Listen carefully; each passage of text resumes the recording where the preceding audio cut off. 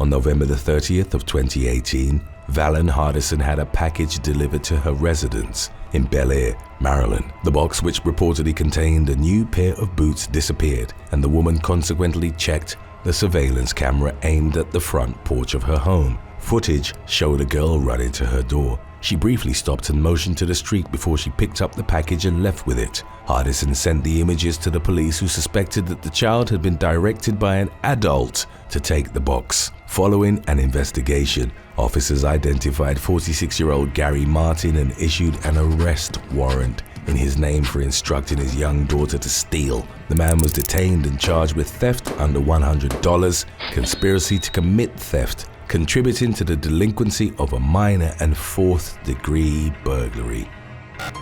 Number 9. Aristely Rios. 35-year-old Aristely Rios accompanied her young daughter to Hialeah Middle School in Florida. On March the 4th of 2014, the woman wanted to confront another student, Ashley Perez, for allegedly bullying her child. Rios left her daughter in the car and approached Perez. Several students gathered around them as she started yelling at the girl. Bystanders began recording the confrontation, which escalated to Rios swinging at Perez and striking her with her fists. An unidentified woman managed to break up the fight temporarily before Rios charged the student once again and punched her in the mouth. When the two were separated once more, Perez managed to call the police. Rios was arrested and charged with simple battery. The student was left with multiple scratches and a broken tooth following the beating. Perez admitted to having disagreements with the woman's daughter, but claimed that she'd walked up to Rios's car thinking that they would talk things out when she was attacked. 8th grader Damian Portal captured the brawl on his cell phone, and his mother later chose to upload the footage to social media. She motivated the decision, saying that everyone has to know what's happening in school. Number 8. Karina DeAndrea. On January the 28th of 2020 at around 2:45 p.m., law enforcement was called to a home in Pinson, Alabama, after a 49-year-old woman had attacked her teenage daughter following an argument over money. Karina DeAndrea was reportedly enraged as she suspected that her 18-year-old daughter had taken money from her. She slashed the teen with a machete, nearly severing her hand, while also inflicting severe injuries to her arms and skull. The victim was taken to the University of Alabama at Birmingham Hospital's trauma center in critical condition, but she was expected to recover from the machete attack. DeAndrea was booked at the Jefferson County Jail on a $90,000 bond and charged with first-degree domestic violence and attempted murder. A grand jury indicted her on the charges in February. Number 7. Ashley Ruffin. On September the 7th of 2021, police were called to the Indian Trails Middle School in Palm Coast, Florida, after a fight had occurred on the school's premises. Students who'd witnessed the brawl told responding officers that they'd seen 30-year-old Ashley Ruffin, the mother of one of the boys involved in the fight, helping her son beat up another child. They claimed Ruffin held the boy back so that her son and his friend could hit him. Ruffin was arrested and charged with felony abuse and with battery. She was accused of grabbing the victim by his hair and arm, as well as of flashing a taser during the fight. After she was released, the woman posted a 15-minute video on social media tearfully telling her side of the story and claiming the other boy had attacked her son and that she was only trying to break up the fight, as she would never hurt a child. The school eventually decided that the altercation was mutual and suspended both boys. The felony charge against Ruffin was eventually dropped, and instead she was left with a misdemeanor battery charge, which was eventually dismissed as well in February of 2022. In December of that year, however, Ruffin was arrested on a first-degree felony charge of selling cocaine within 1,000 feet of a child care center. She faced a maximum sentence of 30 years in prison. Number 6. Mary Alice Hernandez. On October the 16th of 2017, students at Miller High School in Corpus Christi, Texas, witnessed a schoolmate getting savagely assaulted by 34-year-old Mary Alice Hernandez. The circumstances surrounding the incident were centered on Hernandez's daughter challenging the other teen to a fight over an unspecified rumor going around the school. The girl's mother accompanied her and only intervened after her daughter had ended up losing the fight.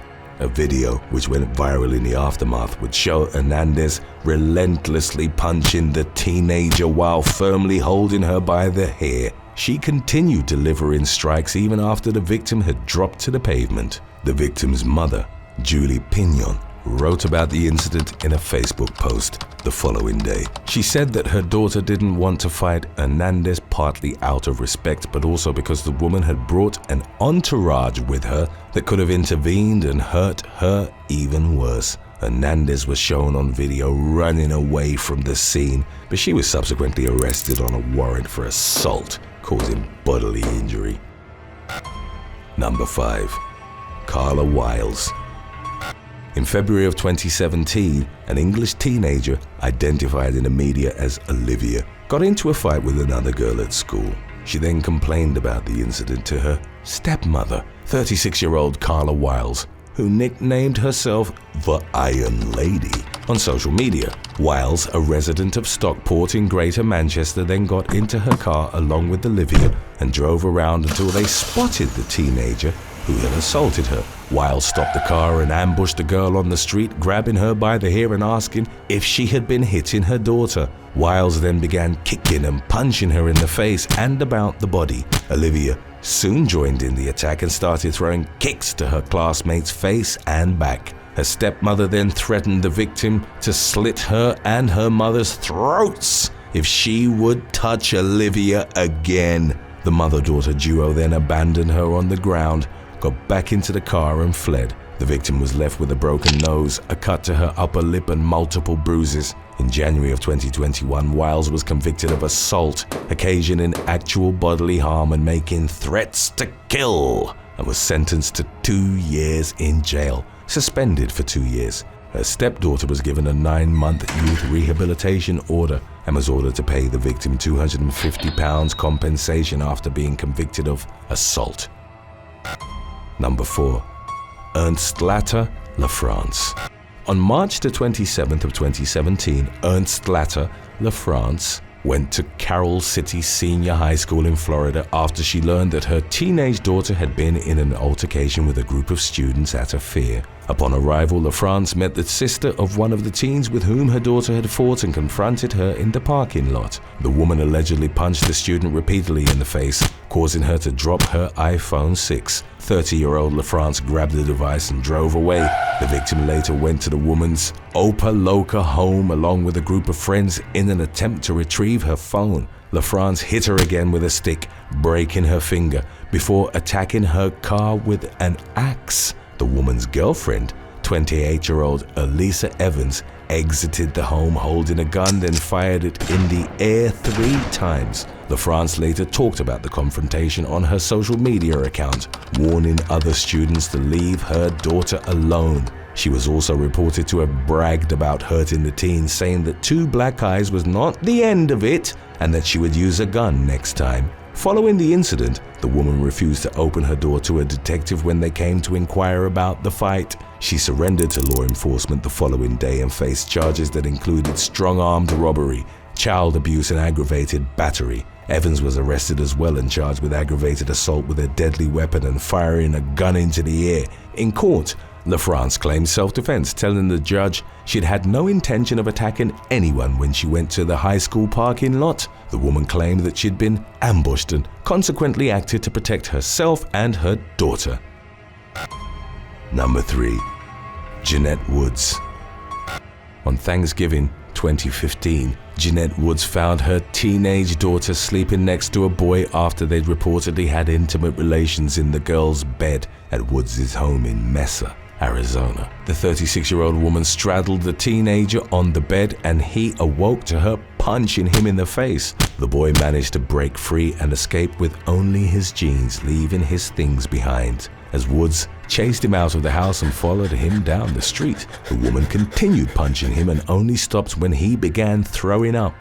After the boy left, Woods grabbed a baseball bat and struck his car, which had been parked outside her house. She was reported to have inflicted about $5,300 worth of damage. She then took the car keys from her daughter's room and moved the vehicle down the street. Woods was arrested on December the 11th. She claimed that she didn't know the boy before finding him in her home and told officers that he looked like an older man as he lay in bed next to her daughter. Woods was already a convicted felon, and for the latest incident, she was charged with the felony of criminal damage, car theft, and an assault misdemeanor.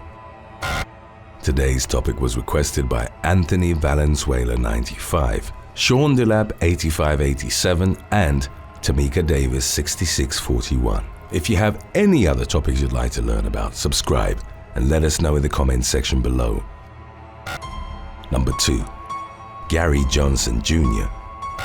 35-year-old Florida man Gary Johnson Jr. offered to monitor a fight between his teenage son and another boy in the backyard of his home in Palm Bay in August of 2011. The man agreed to act as a referee in order to make sure the fight would be fair. 35-year-old Johnson became enraged upon seeing his son lose the fight by giving up and began arguing with his teenage rival. In a clip that subsequently went viral, the boy shoved Johnson. Moments later, the latter took him down and began punching him in the head. Johnson kept striking the teenager until he was pulled away by his son. The incident was filmed by onlookers who stood by as the fight unfolded and didn't intervene. In the aftermath, the teen would remember falling to the ground but stated that he blacked out during the beating. He described the injuries he'd sustained for a media outlet and said, "I had a split eyebrow and my teeth were pushed back." Johnson was arrested on multiple charges. He was released from jail on a $15,000 bond until his trial. In March of 2012, he was found guilty of battery, child abuse, contributing to the delinquency of a minor, and disorderly conduct. He received a sentence of nearly 4 years behind bars. If you have not seen our earlier video on when taken after your parents goes wrong, then be sure to stay tuned after number 1. Number 1. Candy Lynn Walker. Hannah Fine, her boyfriend Deshaun Donson, and Eric Mora drove to a home in Peppertree Court, Georgia on October the 18th of 2018. The teenage trio were looking for Jessica Klein, who was the girlfriend of Mark Walker, the estranged husband of Fine's mother. Once they reached their destination, Fine left the other 2 teens in the car and went out with a machete. Just as Klein was leaving her home, the teen used the bladed weapon to attack the woman and her pre-teen daughter when she intervened. After the assault, the teenager ran back to the car and drove off with her friends, leaving her victims bloodied. Both suffered grievous injuries but survived, and Klein was able to identify Fine as her attacker. Police arrested the teen, and she told investigators that her mother, Candy Lynn Walker, had been pressuring her to commit the crime. The woman and her husband had been having marriage troubles for years, and multiple family members testified that Walker harbored a great deal of animosity towards Klein.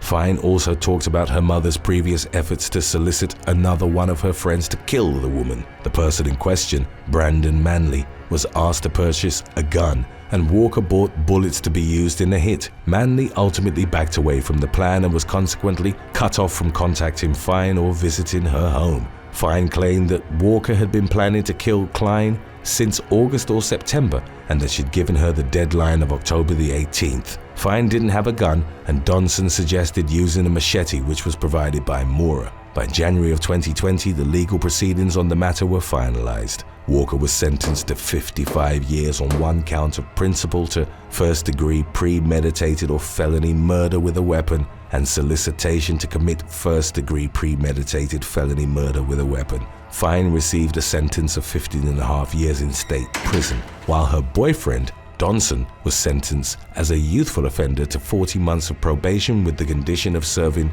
15 months in state prison for 1 count of accessory. Mora entered a plea deal and admitted 1 count of principal to aggravated battery, and was sentenced as an adult to 1 year and a day in state prison, followed by 2 years of community control and 1 year of probation.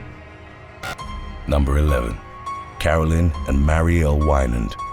Police officers in Naples, Florida responded to a noise complaint at the home of realtor Carolyn Weinand in March of 2014. Upon making their way to the address, they found that the woman's 18-year-old daughter, Mariel, had been throwing a raucous party. The Naples Daily News reported that the teenager was helped to the doors by two friends because she was so intoxicated that she could barely stand. Officers contacted 56-year-old Carolyn, who told them she was out of town, and expressed surprise at the occurrence, giving law enforcement permission to clear her house. They proceeded to do so, but aside from finding over 24 teens inside, the police also found Carolyn hiding out in a bedroom. She defended the party, claiming it was safer with her around, but the police took her into custody, along with Mariel. Both were charged with hosting an open house party, a misdemeanor, but Carolyn also faced 26 counts of selling, giving, or serving alcohol to a minor. Collier County jail records indicated that she was released on a bond of $53,000. Number 10. Mamie and Whitley Smith. In May of 2022, a mother-daughter duo was arrested in Sumter County, South Carolina, after launching an attack on several middle school students. As reported by Sumter authorities, Mamie and Whitley Smith went to Ebenezer Middle School to confront a child who'd allegedly been bullying one of their family members. They asked for access at the front door and claimed they were heading to the attendance office. 67-year-old Mamie and Whitley, aged 37, then ran down the hall and charged the student they'd identified as the bully. They pushed the unnamed girl against the wall before hitting and scratching her in the face and head. Two more students were reportedly assaulted until staff and a resource officer were able to detain the duo. Local officers arrived at the scene and arrested the women on charges of third-degree assault by mob and disturbing schools. They risked up to a year in jail if convicted on the former charge. As of the latest updates on the matter, their bond was set at $10,000, but it wasn't clear if they had an attorney to speak for them. Number 9. Bryce and Daryl Hedrick.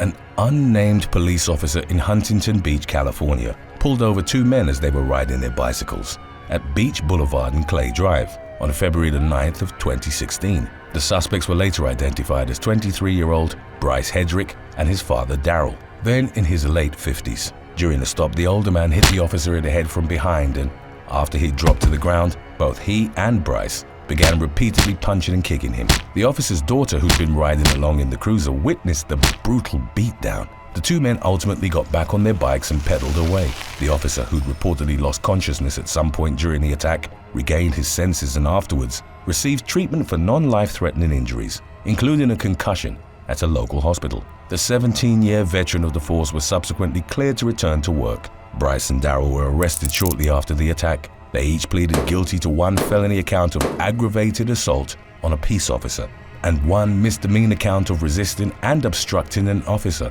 The father and son were sentenced to 6 and 7 years in prison, respectively. Number 8. Cassandra Kerr and Concetta Didiano. 40-year-old Cassandra Kerr and her daughter, Concetta Didiano, were arrested by Florida authorities in 2018 for attempting to deliver contraband into a prison via a drone. A guard at the Martin Correctional Institute in Indiantown spotted the aircraft flying over the facility's rooftop at around Christmas time. Staff alerted the sheriff's office, who located the women driving around the facility and took them into custody shortly before 2 a.m. According to an arrest report, Kerr told law enforcement, "I did it," indicating that the remote and iPad she'd used to operate the drone were in the back seat of the car. She and 22-year-old Didiano planned to deliver cell phones and tobacco to Kerr's husband, who was an inmate at the prison. The woman was charged with introducing contraband into a correctional facility, while her daughter was charged with aiding in the crime. Number 7. Amber March and Martha Masetki.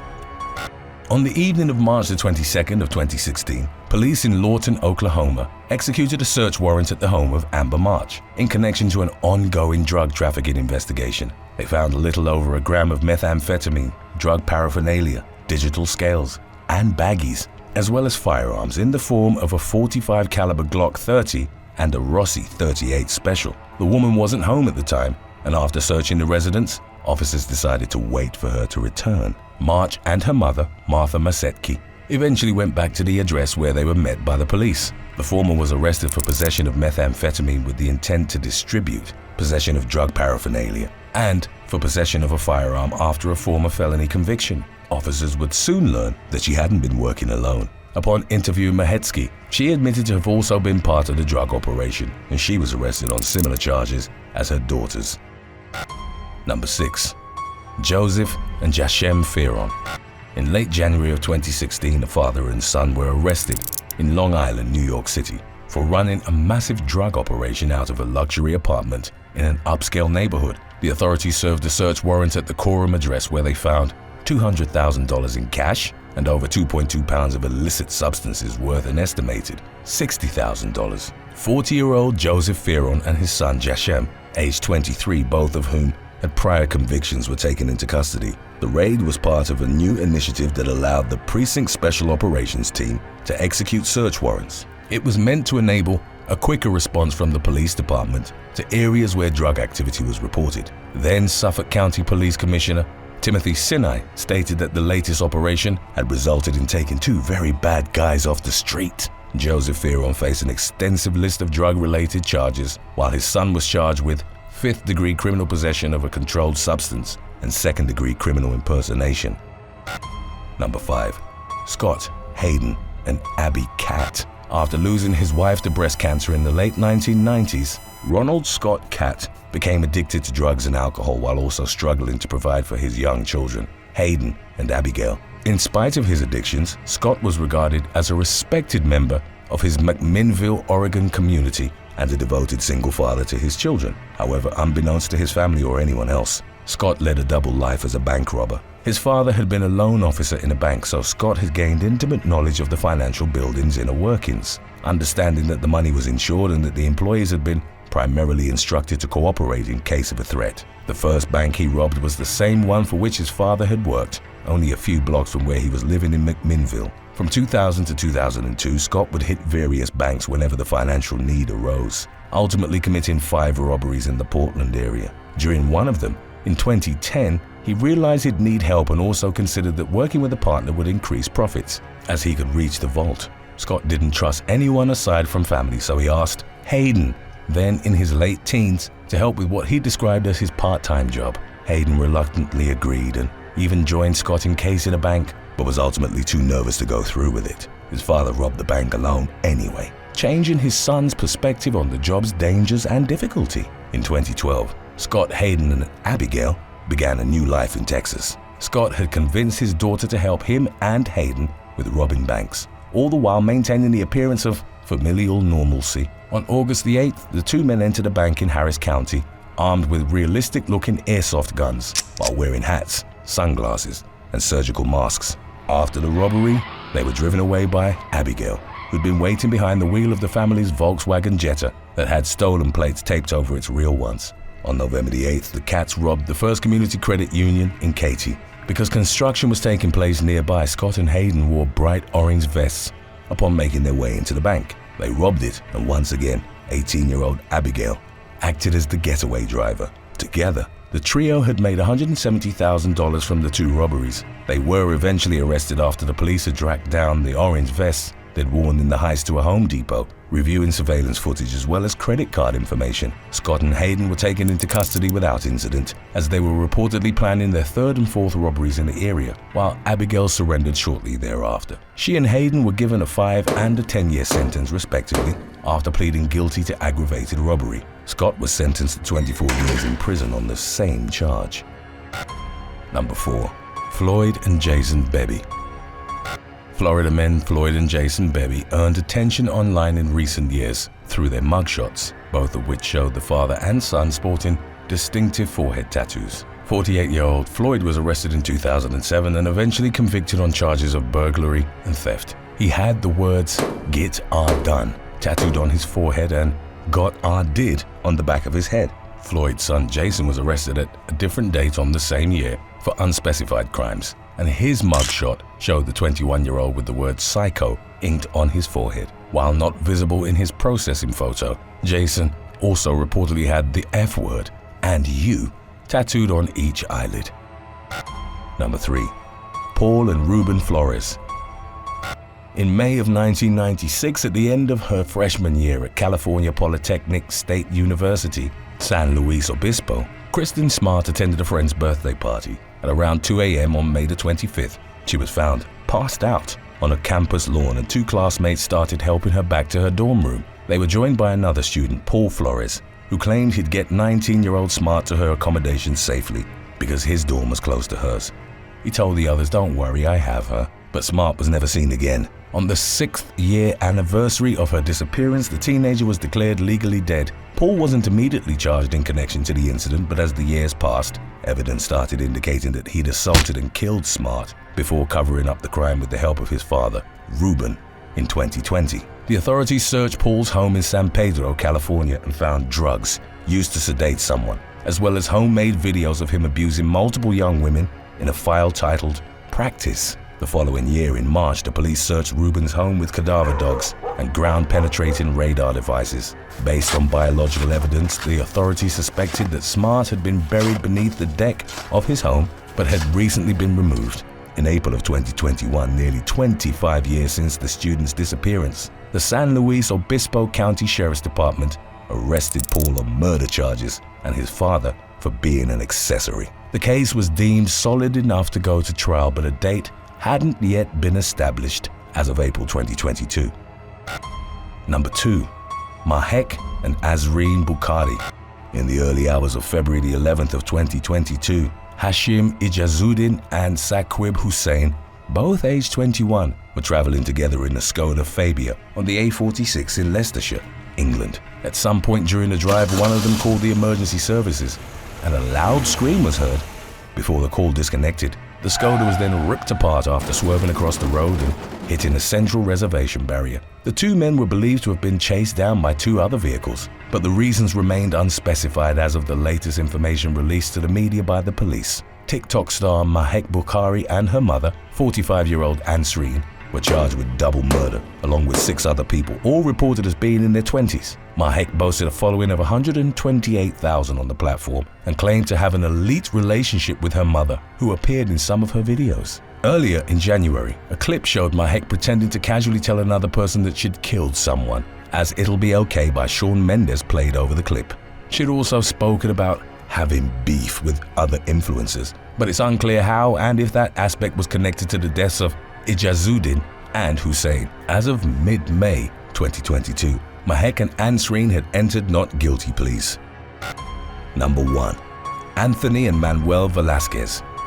In the fall of 2021, a father and son were taken into custody by a Los Angeles County SWAT team after they were linked to 3 shooting deaths that occurred in East Los Angeles. 31-year-old Anthony Velasquez was arrested on suspicion of murder, while his father, Manuel, was detained for allegedly acting as an accessory. Anthony was tied to the fatal shooting of Jesus Avalos in the early morning hours of February the 11th of 2014. The victim was found sitting in the driver's seat of his 1995 Toyota 4Runner after he'd been shot in the head and chest through the window. A year later, on July the 6th, a man believed by detectives to have been Anthony gunned down 38-year-old Eduardo Robles after they'd earlier engaged in a physical altercation. In the early morning hours of April the 22nd of 2018, a man wearing a ski mask approached a tent pitched on 3rd Street, in which 27-year-old Amanda Nicole Lopez lived. The culprit, suspected as Anthony, unzipped it and opened fire inside, killing Lopez. He then fled into a PT Cruiser later tied to Velasquez. The father was believed to have acted as a getaway for at least another of the killings attributed to his son. The latter's specific relationship to the victims remained unspecified. Commenting on the unusual aspect of a father and son committing murder together, Lieutenant Hugo Renaga told a media outlet, "Usually fathers protect their kids," before adding that Manuel's interpretation of that ideal was to keep his son out of prison. Thanks for watching. Would you accept $1 million in exchange for your parents having full control over how you use that money and all your future purchases? Let us know in the comments section below.